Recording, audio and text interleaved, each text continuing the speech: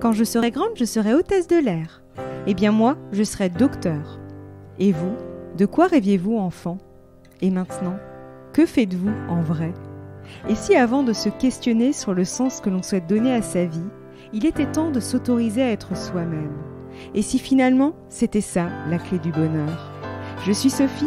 Après des années comme avocate, j'ai décidé de changer de vie pour devenir coach, conférencière et auteure. J'accompagne les personnes qui se sentent en décalage avec les autres à être soi et prendre leur place pour une vie choisie, riche et épanouie.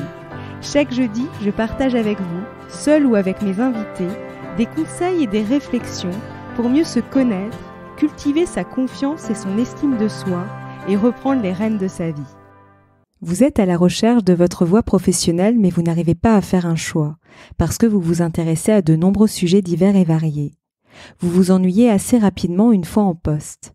Vous rêvez de faire plusieurs métiers en une vie et d'enchaîner les expériences. Il vous arrive peut-être même de vous sentir incompris par votre entourage, qui pense que vous vous éparpillez. Si cela vous parle, il se peut que vous soyez multipotentiel. Même si je n'aime pas les étiquettes puisqu'elles peuvent être enfermantes, elles sont néanmoins nécessaires pour mieux se connaître et mieux se comprendre. En effet, avoir une bonne connaissance de soi me semble être une étape importante, notamment lorsqu'on souhaite se lancer dans un nouveau projet professionnel afin de s'assurer qu'il nous corresponde vraiment.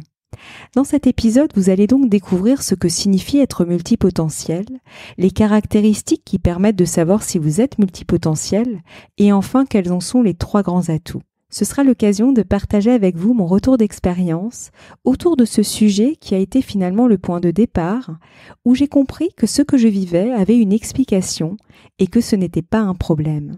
À ce propos, j'ai prévu une programmation un peu particulière ces prochaines semaines. J'ai cette envie de partager les apprentissages que j'ai tirés au cours des étapes par lesquelles je suis passée et que vous passez peut-être, vous qui envisagez de changer de vie professionnelle ou de vous lancer dans un nouveau projet professionnel. Alors que signifie être multipotentiel ? Ce sont des personnes très curieuses qui ont de nombreux centres d'intérêt et qui adorent apprendre de nouvelles choses. Nous vivons dans une société qui pousse à se spécialiser dans un domaine en particulier pour en devenir un expert, alors que le multipotentiel est plutôt généraliste. Il a souvent des difficultés à rentrer dans les cases. C'est d'ailleurs ce que j'ai tenté de faire dans le passé. Au cours de mes études de droit, je me suis spécialisée dans le droit public et en particulier dans les marchés publics. Très tôt, j'ai éprouvé le besoin de diversifier mon quotidien. C'est pour cela que j'ai commencé à écrire des articles pour des revues juridiques, avant de donner également des cours de droit en IUT et en école d'ingénieur. J'étais pourtant déjà bien occupée dans le cadre de mon activité principale, mais ces activités complémentaires me permettaient de me nourrir. Le fil conducteur de ces 3 activités était finalement le même, transmettre ce que j'apprenais. Certaines personnes de mon entourage ne comprenaient pas ce besoin que j'avais à exercer ces activités en parallèle de mon métier, qui était déjà bien prenant. Pour moi, c'était ma bulle d'oxygène. Et en fait, maintenant que je connais mieux le profil des personnes multipotentielles, elles ont justement ce besoin d'explorer, de comprendre, d'apprendre, d'évoluer, mais aussi de créer. Et j'insiste sur ce besoin créatif. C'est notre manière d'exprimer notre monde intérieur, notre singularité. L'éducation scolaire classique valorise trop peu la créativité. On associe, me semble-t-il à tort, la nécessité d'être un artiste pour être créatif. Or, selon moi, la créativité est le moyen d'exprimer notre potentiel. C'est notamment elle qui nous permet de trouver des solutions innovantes. À l'époque, j'ignorais totalement avoir ce profil. Il a été détecté à l'occasion de la réalisation de mon bilan de compétences. Autant j'ai été assez frustrée à l'issue du bilan de ne pas sortir avec des pistes tangibles de métier fait pour moi, entre guillemets. En revanche, il a été identifié la nécessité pour moi d'exercer plusieurs activités différentes afin que je puisse m'épanouir dans ma vie professionnelle. Et du coup, je comprenais ce besoin que j'avais d'avoir une activité principale et des activités annexes, complémentaires. Alors pour revenir au profil multipotentiel, il n'existe pas de test officiel, comme pour les personnes à haut potentiel intellectuel. En revanche, elles peuvent se reconnaître grâce à certaines caractéristiques. À ce propos, les personnes multipotentielles ne sont pas forcément des hauts potentiels, alors qu'il semblerait que les hauts potentiels soient souvent des multipotentiels. Alors comment savoir si vous êtes multipotentiel ? Voici 5 caractéristiques les plus significatives, même si cette liste n'est pas exhaustive. Alors la première caractéristique d'un profil multipotentiel, c'est le fait d'avoir une curiosité débordante. Depuis l'enfance, vous avez peut-être tendance à vous passionner pour un sujet jusqu'à ce que votre intérêt s'essouffle. Vous allez alors passer à un autre sujet qui va vous passionner jusqu'à ce que vous en ayez fait le tour. Et ainsi de suite. C'est souvent pour cela que vous n'avez jamais vraiment eu de vocation ou un intérêt pour un seul domaine de prédilection. C'est aussi pour cela qu'on peut parfois vous reprocher de ne jamais terminer ce que vous avez commencé. Vous aimez découvrir, apprendre, tester de nouvelles choses. Par exemple, quand j'étais petite, je passais d'un loisir à un autre. J'avais un élan soudain pour une activité, puis je finissais par m'en lasser et par passer à une autre activité. J'ai été confrontée à pas mal d'incompréhension face à mes proches.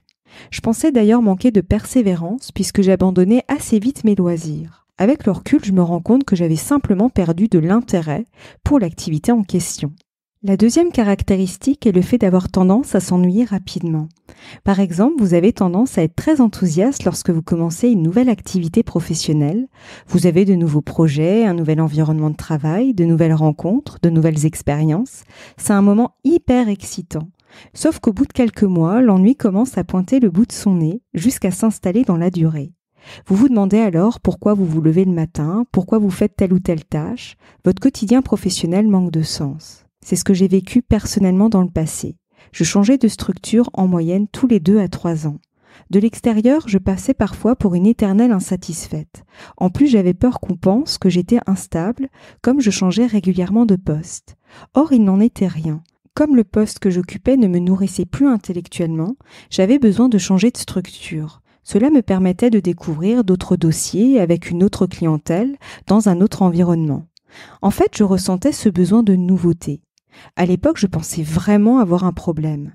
Ce n'est qu'après avoir mis des mots sur mon profil atypique que j'ai arrêté de culpabiliser, d'être comme ceci ou comme cela, ou de ne pas être comme ceci ou comme cela. Et c'est vrai que très souvent, les personnes multipotentielles ont tendance à changer de poste régulièrement tous les 2 à 3 ans. Et il est vrai qu'avec les années qui passent, on peut être fatigué de changer de poste puisque l'on finit toujours par s'ennuyer au bout de quelques années.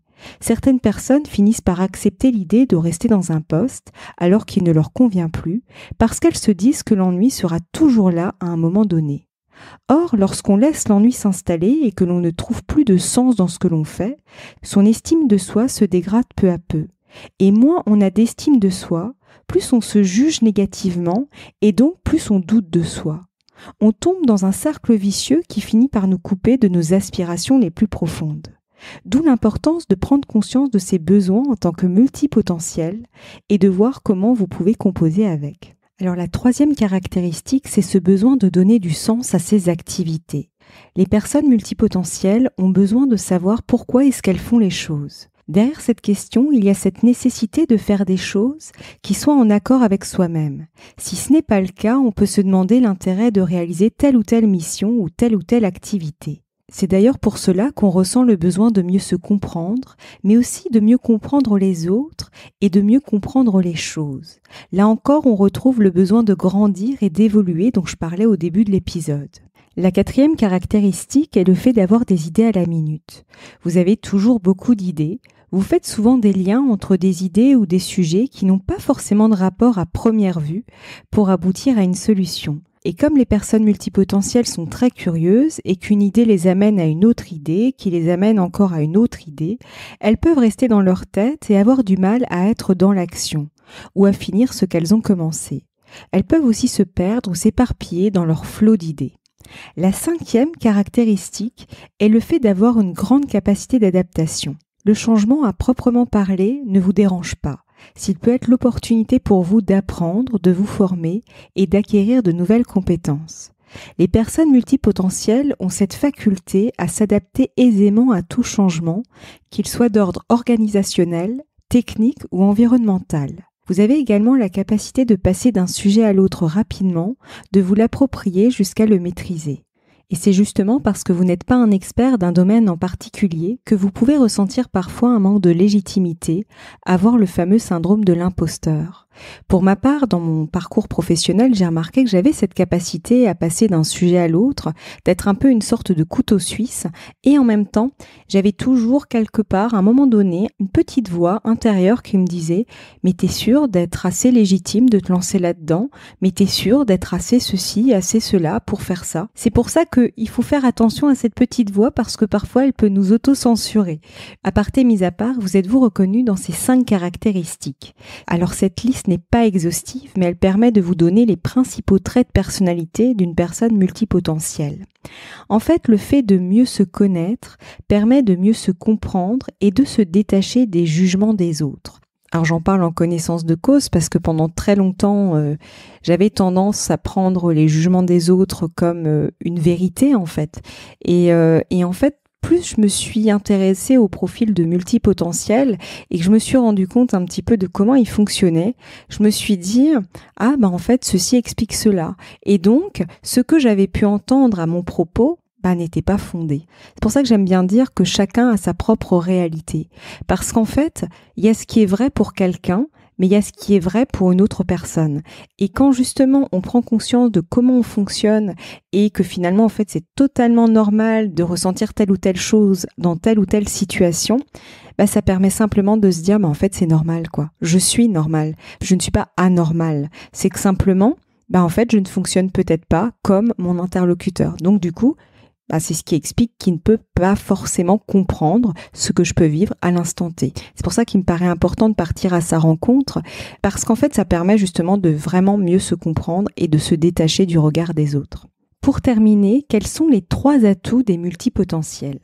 Lors d'un TEDx du 2 octobre 2015, Emily Wapnick avait énoncé les 3 super-pouvoirs des multipotentiels. Déjà, ils ont l'esprit de synthèse. Ces personnes ont la possibilité de combiner facilement plusieurs domaines pour en créer un nouveau. Elles ont aussi un apprentissage rapide. Passionnées par un sujet, elles vont récolter toutes les informations possibles sur ce domaine. Partir de zéro ne leur fait donc pas peur. Le changement à proprement parler ne leur fait pas peur. Et enfin, le 3e atout, c'est la flexibilité. Les personnes multipotentielles ont une grande capacité à s'adapter à ces différents interlocuteurs et à leurs besoins. Ce sont donc les 3 atouts que l'on appelle des soft skills dans le monde du travail. J'ai un super accent en anglais, je tiens quand même à le souligner.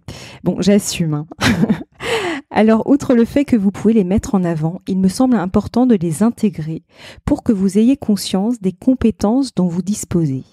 Le fait de l'avoir en tête et de l'intégrer vont vous permettre de prendre confiance en vous dans la réalisation de votre projet. Vous savez que quoi qu'il arrive, ces atouts vont vous aider à avancer. Je terminerai par la citation d'Emily Wapnick. « Nous devrions tous mener les vies et les carrières qui correspondent à la manière dont nous sommes faits. » Comme je le disais en début de podcast, ne soyez pas surpris, la programmation sera un petit peu particulière ces prochaines semaines.